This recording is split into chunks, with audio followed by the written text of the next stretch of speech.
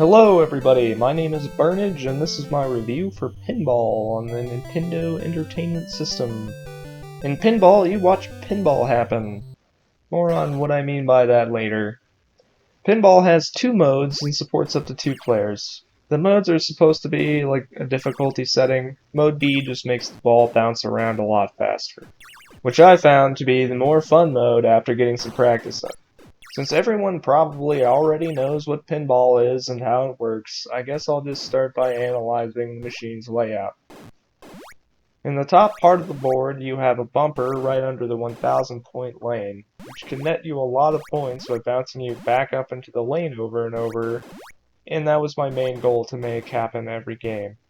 The lane in the top left was nice for some points, and getting you back up to the top for another shot at that 1000 lane cheese.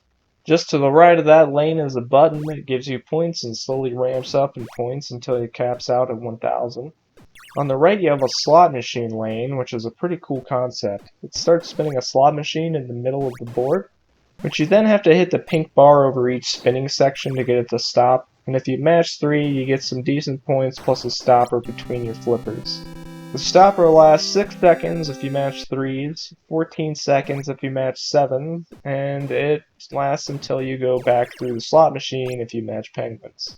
They spin too fast to actually try and line anything up, so a lot of times you'll just get nothing, but it's still fun to try, and works like an actual slot machine. The buttons on the left just give you bonus points when you hit all 4, and the hole on the right just launches you back out once you go in. Once you fall down, you go to another section with another set of flippers. At the top here you have 5 cards, and if you go into all 5 different lanes and flip over each of the 5 cards, you get a bunch of bonus points plus a stopper at the bottom, and it seems to last until you lose your ball. On the left there are 7 targets, which if you hit them all, give you a small point boost and open up an exit back to the launcher. If you go through either of the safety lanes on the sides of the flippers, it closes and you have to hit all 7 buttons again. This is really hard to pull off for something with very little gain, as you can just launch yourself back up to the top with the flippers with some practice. Just above the flippers are some eggs that change stages as you pass through them. If you get them all set to chicks, you will get some safety stoppers in the side dead zones. In the middle are some bumpers, which the only reason I even bring these up is because of the placement of the gold bumper. The placement of this thing is so sinister. There's so many different ways you can hit it and lose your ball. It's right above the flippers, so you're going to be hitting it a lot. Lastly, in the top right is a hole that will take you to a little Mario game where you run back and forth with a bumper bar like Pong. As the ball passes through the numbers, they will change color.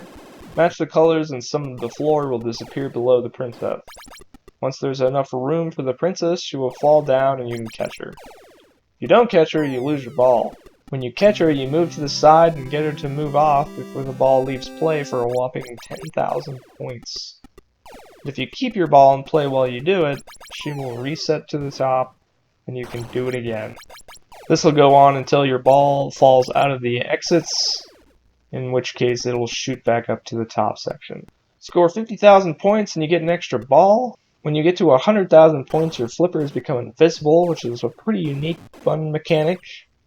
It's tough trying to guess where your ball is compared to the flipper, and it's kind of like playing a different game. And at 150,000 points, your flippers come back. And that covers all the machine's many mechanics. When you lose a ball, the entire machine resets. All cards you had flipped are flipped back over. If you had the slot machine running, it stops. If you had safety stoppers in play, they're gone. This is one of the biggest issues with this game. It really defeats the purpose of having multiple balls because nothing you do with previous balls matters. It's like doing 3 games of pinball and adding the scores together instead of 1 game of pinball with 3 balls. Another problem I have with this game is the machine's layout, mostly the bottom section.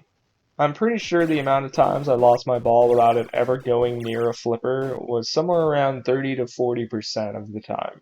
Once you fall down to the second level with the way the gold bumper is placed, it feels like you're just screwed unless you get lucky. I felt like overall I was just watching stuff happen and not actually playing pinball.